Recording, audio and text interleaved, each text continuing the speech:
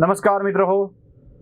आमच्या श्रीकांत उमरीकरांनी शरद पवारांच्या कोरेगाव भीमाच्या विषयावरच्या बदललेल्या भूमिकेवर पलटू काकांच्या निमित्ताने एक व्हिडिओ केला होता आणि त्याचा राग बऱ्याच जणांना आलेला आहे. त्या रागापोटी अनेकांनी त्यांच्या नंबरवर फोन करून धमक्या देखील दिलेल्या आहेत.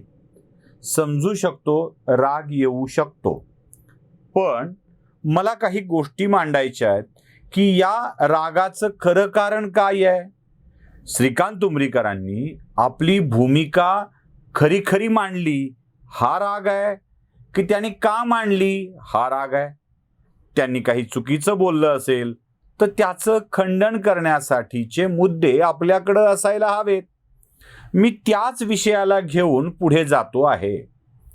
शरद पवारांच्या पलटू भूमिकांच्या बाबत अनेकांना विधान केल्यावरती राग येतो. मला यात कोणताही आदरणीय शरदचंद्रजी पवार यांच्याचा अवमान करण्याचा हेतू नाही आहे. मी फक्त त्यांच्या भूमिका आणि त्यांचा त्यात झालेला बदल या गोष्टी आपल्या समोर मांडणार आहे.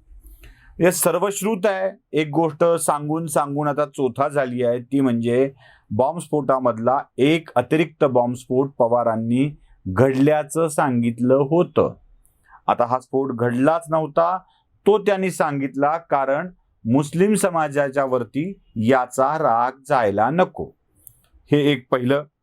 दुसरं, आता कोरेगाव भीमाच्या विषयामध्ये त्यांनी सरळ सरळ दोन व्यक्तींची नावं घेतली होती. एक संभाजी भिडे गुरुजी आणि दुसरे ते अजून एक व्यक्ती होते, त्यांचं एक नाव.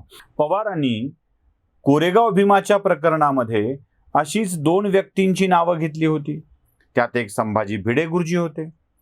आता या दोघांच्यामुळेच दंगल पेटली असं म्हणणारे पवार आता बदलून त्यांचं नाव घेणं टाळतात. एवढंच काय तर तपास यंत्रणांना संभाजी भिडे गुरुजींचं आणि एकबोटेंचं नाव यात कुठे दिसत नाही. संभाजी भिडेंना तर क्लीन चिट दिली जाते. मग पवारांनी त्यावेळेला केलेलं विधान काय होतं, ती काय भूमिका होती, मग आता शपथपत्रामध्ये ती भूमिका का बदललेली आहे, ह्या सगळा प्रश्न पडल्याशिवाय राहत नाही ना. अशा कितीतरी घटना सांगता येऊ शकतील ज्यात पवार आपली भूमिका बदलत आलेले आहेत. जून 2019 मधलं पवारांचं एक विधान आहे, चड्डीवाल्यांच्या हाती सत्ता देणार का. ती बातमी तुम्ही बघताय. म्हणजे संघवाल्यांच्या हाती सत्ता द्यायची का असं पवार म्हणाले होते. आणि पुढे काही दिवसामध्ये पवार बदलून जातात आणि संघाकडून काहीतरी शिका असं ते आपल्या कार्यकर्त्यांनाच सांगतात. म्हणजे एकीकडे लोकांना आव्हान करायचं की चड्डीवाल्यांच्या हाती सत्ता देताय का, आणि आपल्या कार्यकर्त्यांना मात्र सांगायचं की संघाच्याकडून काहीतरी शिका, ते कसं काम करतात हे बघा. मग ही पवारांची भूमिका ही बदलू या प्रकारातली नाही आहे का. सतत सतत बदलत आलेले आहेत पवार, आपली भूमिका बदलत आलेल्या आहेत. किती वेळेला आणि कोणकोणत्या विषयात पवारांनी भूमिका बदललेली आहे. पवारांचं लोक माझे सांगाती वाचा. म्हणजे मी तुम्हाला अजून एक सांगतो, ज्यांना वाटतं की पवारांच्या विषयी आम्ही का बोलतो, तर ज्यांनी लोक माझे सांगाती वाचलं आहे त्यांनी त्या त्या भूमिकात पवारांचं आताचं मत काय आहे हे गुगलला विचारून बघावं. त्यात पवार पलटलेले दिसतील, बदललेले दिसतील. अगदी साधं उदाहरण तुम्हाला दाखवतो.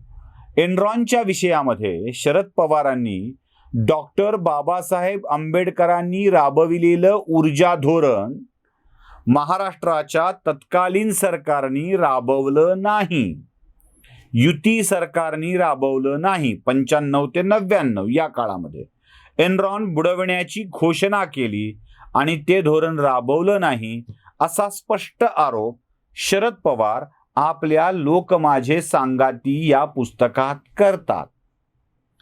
तेच शरद पवार पुढे नाशिकमध्ये एका कार्यक्रमात हजर राहतात आणि तिथे पंकजा मुंडेंच्या सोबत व्यासपीठावर ते म्हणतात की गोपीनाथ मुंडेंनी बाबासाहेबांचं ऊर्जा धोरण राबवलं.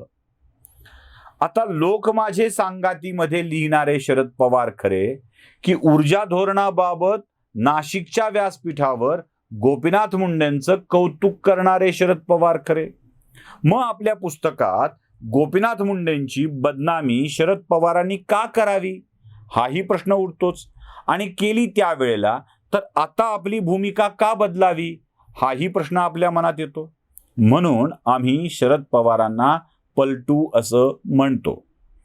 शरद पवारांनी सुरुवातीला भाजपला विरोध केला, त्यानंतर देवेंद्र फडणवीसांच्या सरकारला भाजपला पाठिंबा दिला, त्यानंतर भाजपचं सरकार येऊ नये म्हणून उद्धव ठाकरेंना मुख्यमंत्री करून त्यांना पाठिंबा दिला. आता ही भूमिका पलटू समजायची नाहीतर काय समजायची? आधी राज ठाकरेंना लवकर उठण्याबद्दल टोमणा मारला, त्यानंतर पुण्यात राज ठाकरेंच्या सोबत मुलाखत घेऊन राज ठाकरेंचं कौतुक करायला सुरुवात केली. राज ठाकरे जेव्हा मोदींच्या वरती टीका करत होते तेव्हा पवारांच्या अत्यंत निकटवर्तीय राज ठाकरे होते. आता हेच राज ठाकरे पवारांच्या वरती जातीयवादाचा आरोप करून टीका करू लागले तेव्हा पुन्हा एकदा राज ठाकरेंवर टीका करतायत. बर, टीका करतायत ते करतायत आणि त्यांना महत्व देण्याची गरज नाही असंही म्हणतायत. राज ठाकरेंना सिरियसली घेण्याची गरज नाही असं सांगून 45 मिनिटांची प्रेस कॉन्फरन्स पवार घेत आहेत. मग राज ठाकरेंच्या विषयात ही पलटू भूमिका नाही तर काय आहे? सोनिया गांधींना विरोध करून राष्ट्रवादी काँग्रेस पक्ष स्थापन करतात, काहीच दिवसामध्ये परत सोनिया गांधींच्या सरकारला पाठिंबा देतात. ही पलटू भूमिका नाही तर काय आहे? मुंडेंचं म्हणजे धनंजय मुंडेंचं प्रकरण गंभीर आहे म्हणणारे पवार काहीच दिवसामध्ये धनंजय मुंडेंच्या प्रकरणात काहीच राम नाही म्हणतात. ही भूमिका पलटू नाही तर काय आहे? अनिल देशमुखांना वाचविण्याच्या नादामध्ये पवार दिल्लीत खोटी माहिती देतात, मग त्यांना कळतं की आपलं काहीतरी चुकलंय, मग ती माहिती दुरुस्त करतात. ही भूमिका पलटू नाही तर काय आहे? शरद पवार प्रत्येक वेळी अशी पलटू भूमिका घेतानाच आपल्याला दिसतात. 1 नव्हे, 2 नव्हे, 10 नव्हे अशी शेकडो उदाहरणे सांगता येऊ शकतील जिथे शरद पवारांनी सातत्यानं आपल्या भूमिका बदललेल्या आहेत. कंत्राटी शेतीवरती त्या चित्रपट दिग्दर्शक जब्बार पटेल यांनी घेतलेली मुलाखत दूरदर्शनवरची अनेक लोकांनी ऐकली पाहिली. तिथे धंदा करणे हे सरकारचं काम नाही असं शरद पवार ठामपणे सांगतात. कंत्राटी शेतीला महत्व दिलं पाहिजे म्हणतात. लोक माझे सांगातीमध्ये कंत्राटी शेतीचं महत्व पटवून देतात. आणि जेव्हा कंत्राटी शेतीचा कायदा येतो भारतीय जनता पार्टीच्या नरेंद्र मोदी सरकारच्याकडून, तेव्हा मात्र शरद पवार या कायद्याला कडाडून विरोध करतात. मग ही पलटू भूमिका नाही तर काय आहे? काम व्यवसाय करणं, धंदा करणं हे सरकारचं काम नाही म्हणणारे शरद पवार धंद्यात निर्गुंतवणुकीचं धोरण आणल्यावर टीका करतात. ही पलटू भूमिका नाही तर काय आहे?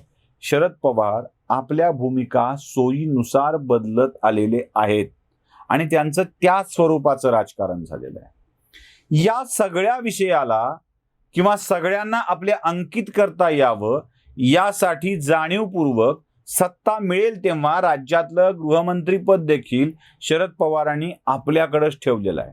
म्हणजे हवं त्या माणसाला हव्या त्या ठिकाणी दाबता येऊ शकेल याची सुविधा देखील ते करून ठेवतात.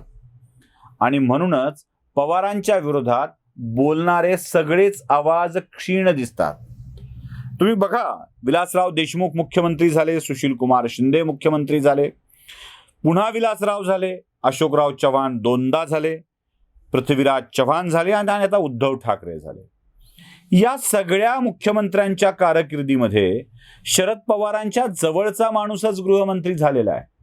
आणि या काळात आपापल्या अधिकाऱ्यांचं एक नेटवर्क शरद पवारांनी उभं करून ठेवलेलं आहे. त्यामुळे शरद पवारांच्या विरोधात जो कोणी आवाज उठवेल त्याचा आवाज एका वेगळ्याच पद्धतीनं क्षीण करण्याचा प्रयत्न पवारांच्याकडून नेहमीच होत आलाय.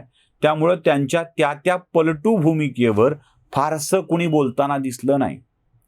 आता लोकांचे आवाज समोर येऊ लागलेत आणि मग असे अचानक आलेले आवाज त्यांच्या समर्थकांना क्लेशदायक ठरू लागलेले आहेत.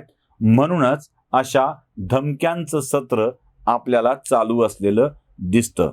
पण पवारांच्या या बदलत्या भूमिका पुन्हा एकदा मी मुद्दाम आपल्या समोर मांडायला आलेलो आहे. होय, पवार पलटूच आहेत आणि तेच वास्तव आता त्यांच्या समर्थकांनी, विरोधकांनी समजून घ्यायला हवं. नमस्कार.